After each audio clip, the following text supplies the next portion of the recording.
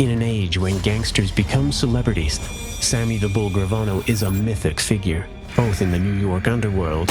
He was second in command in New York's most powerful mafia family. And to his daughter, Karen. He was someone that I looked up to. He was a superhero. As right-hand man to John Gotti, Gravano is the muscle of the New York Mafia. But when Gravano becomes the highest-ranking gangster ever to testify against the mob, John Gotti reportedly put a $2 million bounty on Sammy Gravano's head. Gravano becomes the biggest celebrity of them all, when Betrayal makes him the most famous turncoat in mob history. But to Sammy's young daughter, Karen, her father is the apple of her eye. My father was my hero. You know, he was my protector, he was my provider. We had this really unique bond. Sammy Gravano may be a loving father, but by his early 30s, he's already a practiced thief and notorious thug. By the time his daughter was 4 years old, Sammy Gravano was already a bank robber, a car thief, a loan shark, a burglar, and he already had one murder under his belt. Sammy the Bull earns his nickname as a boy. When Sammy was 10 years old, growing up in Brooklyn, he had a bike, and one day, some kids stole his bike. About a week later, he saw a couple of older, bigger kids with his bike, and he charged at them. Well, some wise guys were watching, and they said that Sammy charged at those boys like a little bull. So from that day forward, the nickname stuck. He became Sammy the Bull. The Bull develops a reputation as one of the toughest guys on the street. The New York Mafia takes note of this tough, young criminal talent, and eventually he ends up in the formidable Gambino crime family. The Gambino crime family was one of the most powerful criminal organizations in the country. It was into loan sharking, gambling, prostitution, murder, hijacking, the things that would make a lot of money for the capos as well as the boss of the family. This vast criminal empire is headed by 60-year-old Paul Castellano. Paul Castellano was the top dog. He was intelligent and he was ruthless. He was definitely a gangster, but he thought of himself more as a businessman. Impressed with Sammy's loyalty and tenacity, Paul Castellano officially inducts him into the family. Sammy's induction ceremony was in Brooklyn in 1976. He was led to the basement of a building where Castellano pricked his trigger finger and then poured the blood on the picture of a saint. Then he set that picture on fire. And he said that if Sammy ever divulged the secrets of the family, his soul would burn like that saint. Being a made man has responsibilities. You're expected to be a good earner, make money, and you have to kick a percentage of that up the hierarchy of the family. Sammy's young daughter has no idea how her father truly makes his money. I thought my father was in construction. I mean, he was in construction. We had construction offices. There was never a time where I seen any illegal activities. And that I also believe that he owned nightclubs because he'd be out at night and he'd be working. Sammy Gravano was a good builder. He knew a lot about the building trades. Crime boss Paul Castellano's first love was the construction industry, and once he learned that Sammy had a drywall and plumbing business, he took an interest in him, helping him get contracts and making inroads with the unions. One contract after another, what was good for Sammy was good for the family. Karen loves her father, but at a young age, she catches her first glimpse of his secret life. Here I am, this little girl. And you know how little girls are, you know, you always want to hide things from your siblings. And I don't know what it was that I was hiding, maybe a book or a toy or something. And I went into my parents' bedroom and I was trying to hide it under the bed. And when I lifted the mattress, there was a gun under there. So I was in shock. And I went and told my mother. And, you know, her answer to me was, you know, because Daddy was in the Army, he had a gun. I went and told my teacher and the rest of the classmates that my father had a gun under the bed. And of course, the teacher had mentioned something to my mother, and that was the first time I was ever told, you don't discuss family business outside of the house. In 1982, Sammy meets a man named Frankie Fiala at his nightclub. One of the businesses Sammy Gravano ran was the Plaza. It was a Brooklyn-based discotheque. His office for the construction business was also there. One day, in walks this guy named Frankie Fiala, kind of a heavy hitter, loud and arrogant, who had made a lot of money trafficking drugs. From the get-go, Sammy didn't like the guy. He offered Sammy Gravano $1 million to buy the whole building. Well, Sammy didn't really want to sell, but $1 million was kind of hard to refuse. Before the deal was even done, Frankie Fiala moved into Sammy's office and started renovating the place. When Sammy told him, "Hey, this isn't yours yet," Frankie Fiala pulled out an Uzi and pointed it at Sammy and told him to sit down. Sammy played it cool, and he said, "Okay, I guess the deal is about 3/4 of the way done. You can have the office." After Sammy left, he was furious. Karen hears her father vent about the deal at the family dinner table. I remember him talking about the person that was going to purchase the club, which was this guy, Frank Fiala, and I remember he was irritated. And of course, I'm not really paying attention too much because I'm a kid, but I remember hearing some stuff going back and forth, and I knew my father was not happy with the way things were going down. Gravano has a history of carrying out hits for the family. But when Fiala disrespects him, Sammy decides to plan one of his own. I was waiting for my father to come home because I wanted to have a sleepover with my friend. I remember him pulling up and he just ran upstairs. And of course I go to follow him because I want to ask him if my friend could sleep over. And when I got to the door of his room, I seen him stick a gun into the back of his pants. He turned around real quick and he looked at me and he must have sensed that I seen something. And he said, "You know, what's going on, kiddo?" I asked him if I can have a sleepover and he just said, "Tonight's not a good night." That day when my father left the house was different. He had gloves with him, he had a gun, but his demeanor was just so regular. So me as a child who looked up to my father didn't think that, you know, maybe he was involved in something as serious as murder. Sammy wants blood. The Fiala hit was absolutely personal to Sammy Gravano. At 2 a.m. on June 27, 1982, Sammy waits for Fiala outside the entrance to the Plaza nightclub. Fiala exited the office and walked around to the front entrance of the club. About 10 feet past the entrance, there's an alley, and Sammy had positioned some of his men there. While Sammy greeted Frank, 2 guys in Sammy's crew ran out of the alley. One of the shooters got Fiala in the head, and as Frank fell to the ground, a shooter came up to him, and he put his gun to his eye, blew it out, and then he put his gun to the other eye and blew it out. Sammy walked up to Fiala's bleeding body, and he spat on him. And then he walked away. Fiala was dead. The Fiala hit gives Sammy a chance to get even for being disrespected. But now he has a new problem. The Fiala murder enraged Sammy's boss, Paul Castellano. It's against the rules to kill another without permission from someone higher up in the organization. The bull has enraged the most powerful man in the New York Mafia. Sammy decided to lay low, hoping that Castellano would cool off, so he decided to join his family at his farm in New Jersey with some of his men.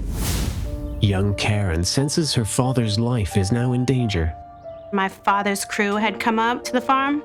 I remember someone in the room saying, you know, "Paul's hot, Sammy, like, this is a problem. You're gonna get us all killed." And the other members of his crew, like, having his back. And you know, I think this is the first time in my life I really started to realize that maybe my father was involved in any kind of illegal activities, and maybe there is a sense of danger that surrounds his world. Sammy hides out at the farm for 3 weeks until Paul Castellano demands to meet with him. After Frank Fiala was killed, Sammy was called to a sit-down with the boss of the family, Paul Castellano. And of course, going to a sit-down is always a risk. You don't know if you're ever going to come home after you go to that sit-down. Gravano meets with Castellano in a restaurant in downtown New York. At the restaurant, Paul Castellano was angry with Sammy. He wondered, well, why hadn't he come to the boss to ask his permission? Sammy told him he didn't want Castellano to be part of this if the murder went badly.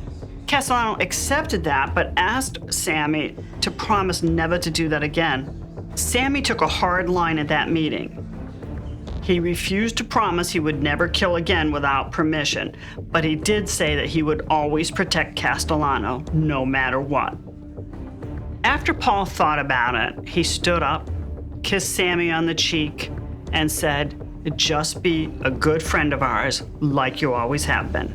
Sammy escapes Castellano's wrath, but the Fiala killing is just the beginning of growing tension between the two men. Sammy Gravano didn't like Paul Castellano. Sammy was a killer. I mean, he was an enforcer. He killed with his own hands. Paul Castellano didn't really do that. He earned his position because he was the brother-in-law of his predecessor, Carlo Gambino. And that didn't really sit well with Sammy Gravano. There is something else Sammy Gravano despises about Paul Castellano. The lifeblood of a mafia family is the flow of money into the family and up to the boss. And when the boss holds on to it and doesn't share it, well, that creates animosity within the lower echelons of the family, and that's why they didn't like Paul Castellano. Resentment against Paul Castellano boiled into a rebellion led by a Gambino captain, John Gotti. John Gotti is one of the most respected members of the Gambino family.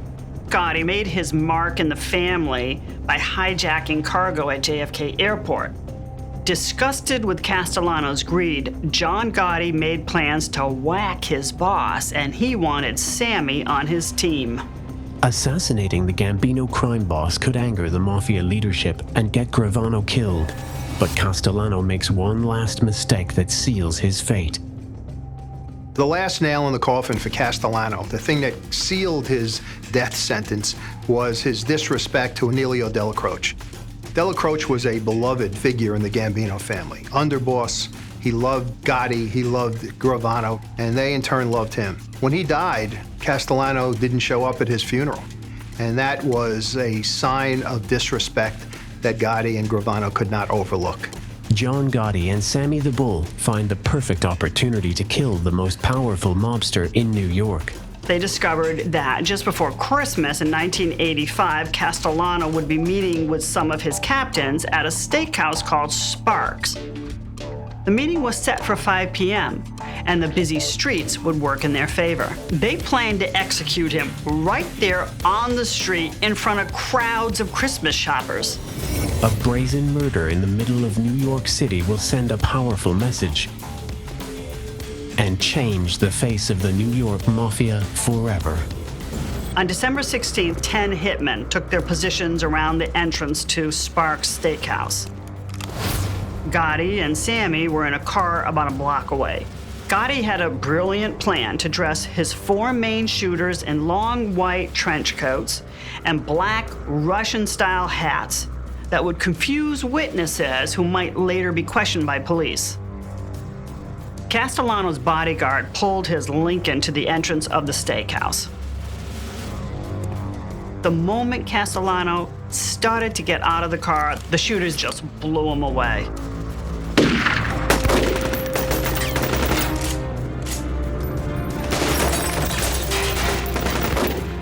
He died from multiple gunshot wounds to the head, brain, and chest. The bodyguard was killed as he got out of the driver's side. I remember my father not coming home after that, and it was probably for a couple of weeks. And right away, right on the news, it's, John Gotti murdered Paul Castellano. He's taking over. And I'm thinking, my father knows John. Possibly my father can be involved in this. I felt like I was part of something that was bigger than anything I could ever imagine or understand. After lying low for 2 weeks, Gravano returns and shows his daughter a story in the paper. After the Castellano hit, there was a newspaper article, and it said, Sammy the Bull, rising star in the Mafia. And my father put it on the table, and he made me read it. And he said, listen, I want you to know, people may be talking in school, there may be conversations about this, and I want you to know directly from me that I'm not hiding anything. I don't know why. I can't explain why I didn't want to ask questions or I didn't want to find out. I just know that he is part of something that's so big that I can't even fathom to understand, but I didn't even want to at the time because that's my father. With Paul Castellano dead, the Gambino captains elected John Gotti as their new boss. Sammy was promoted to captain, a position that was higher than anything he had ever had before. Like Paul Sorvino's character in the mob movie Goodfellas, Sammy Gravano is rewarded by becoming the capo of his own crew. Right after the Castellano hit, he got so much respect. It's like now he has a driver and now, people are walking into a restaurant and they're pulling out chairs for him, and it's like, you're not really thinking of what he did to earn this respect. As the main suspect in Castellano's murder, John Gotti becomes the object of intense press attention. Society viewed them as heroes. As crazy as that may sound, it's like, here's this murder of a man outside Sparks Steakhouse, and it's getting national attention, and people are looking at John Gotti like he's a superhero. Determined to put Gotti behind bars, the FBI arrests him on May 1986 on racketeering charges. Gotti was jailed at the Metropolitan Correctional Center and denied bail. While he was in, he appointed Sammy to run the family business. The Bull runs the Gambino interests with an iron fist, overseeing 3 executions in 1986 alone. Determined to get his boss back on the street, Sammy proves once again he's more than a mere enforcer. In 1987, Sammy bribed the jury foreman, who agreed that he would vote not guilty and try to persuade other jurors to do the same. Well, Gotti was indeed acquitted and sprung from jail. When he got out, he rewarded Sammy by promoting him to consigliere, the 3rd highest position in the family.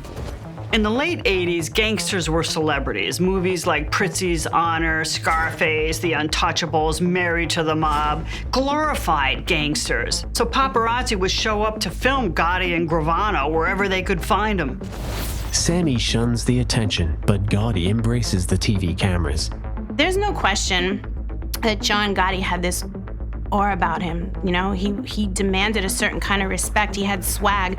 So I think the country fell in love with him. The news media became obsessed with him, and it was something to watch on TV. Well, John may have liked that, but the rest of the mob and the rest of that world didn't, because he was exposing it. He was giving up, the mob basically by putting it on Front Street. In spite of reporters and the FBI watching their every move, Gotti begins holding court at his Ravenite social club in Little Italy. Here's John Gotti on every news station and meeting at the Ravenite social club every night. It became a joke. My father would plead with him like, John, we're giving the government this on a silver platter. And John's answer would be, no, Sammy, we'll show them. We're Cosa Nostra. But Sammy has every reason to worry. During the course of the investigation that the FBI launched into John Gotti, they bugged the Ravenite Social Club.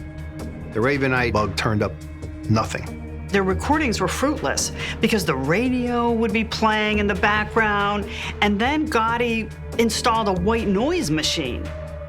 But they soon learned that when he wanted to have certain conversations, he'd walk out the side door of the social club and up to an apartment upstairs. So they got permission to bug that apartment. It turned out to be a treasure trove. Gotti and everyone else conducted their business in that apartment. They talked about murders, they talked about crimes, they talked about future crimes. Sammy was aware of the FBI presence. He saw the vans, and he knew they had access to the best surveillance equipment. In addition to John Gotti bragging about Gotti being the head of the Gambino family, Gotti was also picked up on the wire saying that he was going to promote Sammy Gravano to the position of underboss of the Gambino family. The underboss is the second most powerful man in the family. Gravano is now the #2 power player in organized crime in New York. But that's not all the FBI hears Gotti say. On December 12, 1989, Gotti was overheard admitting to the killing of 3 Castellano loyalists. That was the turning point, the tipping point for the FBI when they now realized that they had enough to bring down Gotti and arrest him and go forward with a prosecution. In New York's Eastern District, a grand jury is secretly convened and sealed indictments are returned against John Gotti, Sammy Gravano, and consigliere Frank Locascio. But news of the indictments slips out. I remember we were at my cousin's communion party, and it was just different that night. You know, my father seemed like he had something on his mind. And the second we got back to the house, he had called my brother and I down into the bedroom with him and my mother, and he explained to me that he had to go on the lam.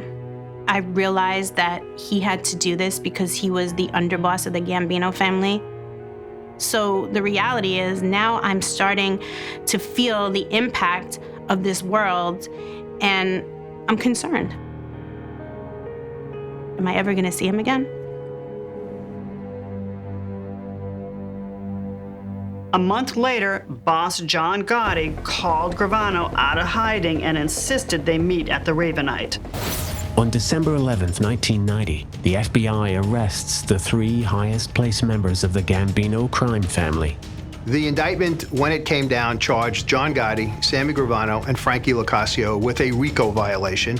Among the charges was conspiracy to commit murder, loan sharking, gambling, and hijacking. Only John Gotti was charged with the murder of Paul Castellano and his bodyguard.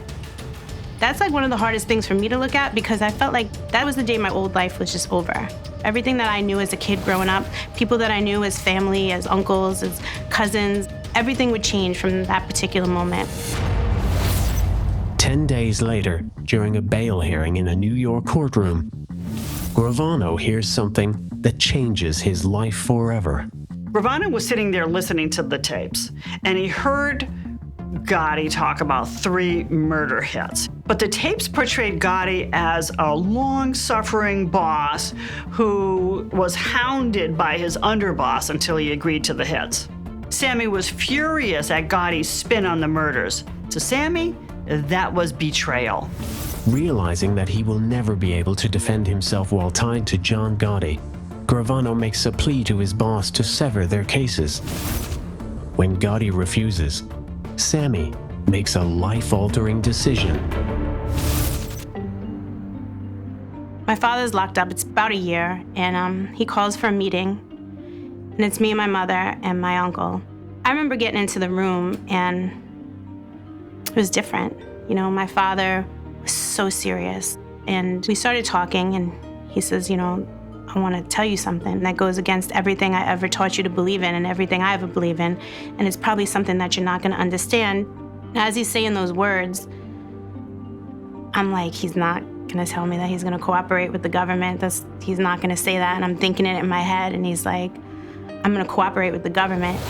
I felt like my entire life is just ripped out from underneath me. Everything I ever knew or was taught to believe in is just, it's just gonna all come crumbling down. I didn't know how to feel. I didn't know, you know, what was gonna happen. Sammy's decision to become a witness for the government is announced. The Gambino family turns against him. John Gotti reportedly put a $2 million bounty on Sammy Gravano's head. I don't think mobsters to this day can get over the fact that Sammy Gravano did what he did. In fact, there were posters put up throughout the city of a rat. Sammy Gravano was a rat. Sammy's decision to turn against the family tears his daughter's world apart. I felt like everybody turned on me. I wasn't allowed in some of my friends' houses, and I have people coming to me like, you need to tell your father he can't do this. I have, you know, my uncle coming to me telling me your father should kill himself, tell him not to do this. So I'm so torn, and so like, here I am supposed to tell my father that he needs to kill himself and he can't go on with this. This is my father. This is someone I love. I don't want him to kill himself. I mean, I definitely don't want him to cooperate with the government, but I definitely don't want him to kill himself. Sammy Gravano's decision to testify against the Gambino family is already front-page news when the trial begins in February 1992. Sammy spent 8 days on the stand going through his life with La Cosa Nostra, his life with John Gotti. By the end, the perfectly coiffed Gotti looked defeated. He knew Sammy had beat him. On April 2nd, 1992, after only 13 hours of deliberation, the jury finds Gotti guilty of all murder and racketeering charges. Based in large part on Sammy Gravano's testimony, John Gotti was found guilty. He was sentenced to life without the possibility of parole. As part of his agreement with the government, Gravano goes on to testify against the Mafia for 2 more years and becomes the most infamous informant in mob history. Gravano's testimony sent dozens of people to prison. He tore the entire Gambino crime family apart. In the end, Gravano pleads guilty to 19 murders in exchange for a reduced 5-year sentence.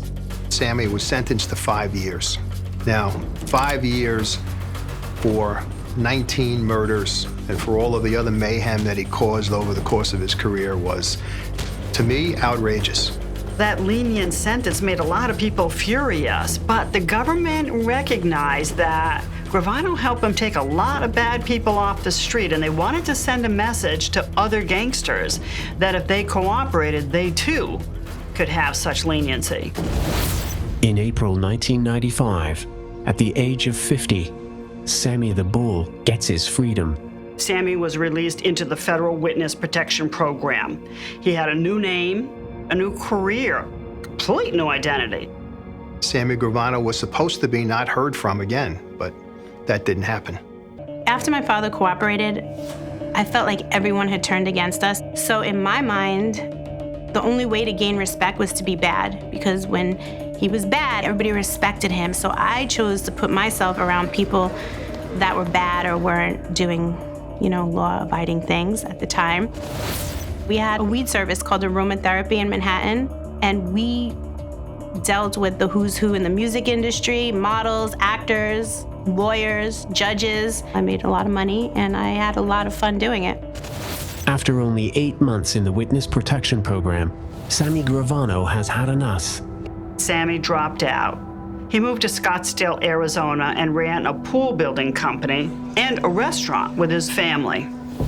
Karen soon follows him, determined to turn over a new leaf and leave her own life of crime. So here I am one day, and I'm delivering weed to this guy, and he goes, "I know who you are, Karen, and rumor has it all over town that Sammy the Bull's daughter is running this service. If all goes wrong, it's all gonna fall on you, and you're gonna be on the front page of the Daily News is, Sammy the Bull's daughter, she's a weed dealer." And I started thinking he was right, so I decided to go out west and be with my family.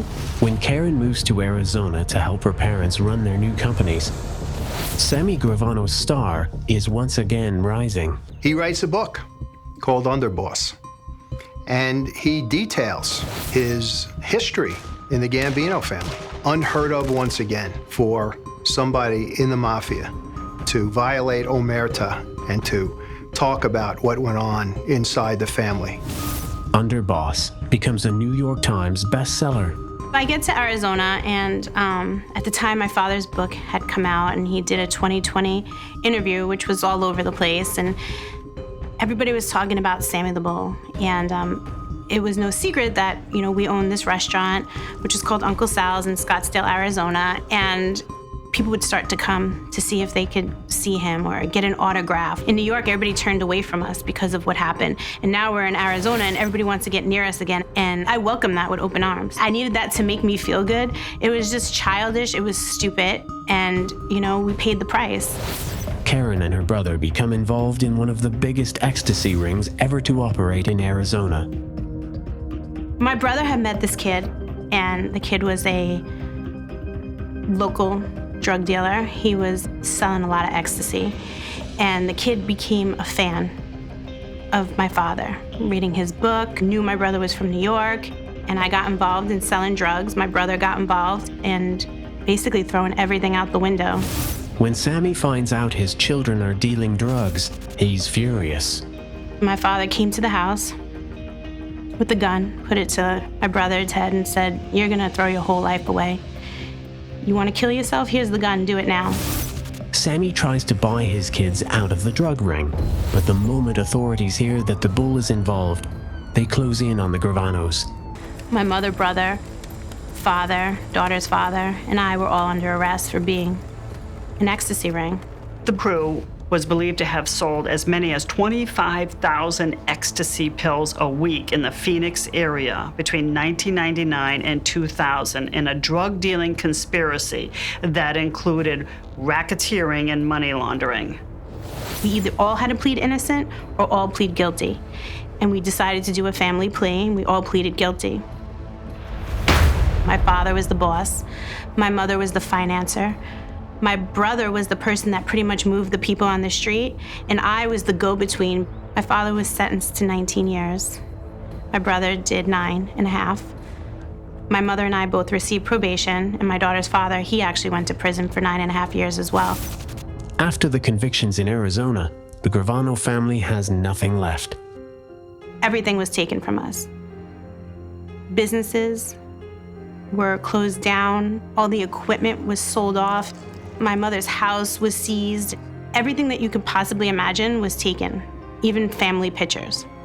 So we were just forced to pick up the pieces and start all over again. In 2017, after serving 17 years, Sammy Gravano is released from prison and reunited with his daughter. I have a father that chose a certain path. Was it right? Who knows? It was his path. Does he take care of me? 100%. Is he there if something's wrong? 1,000%. Is he there for advice and wants to see me and my child do better in life? 1,000%. So that's the man I love and honor and respect, and that's the man I will fight for every single day of my life.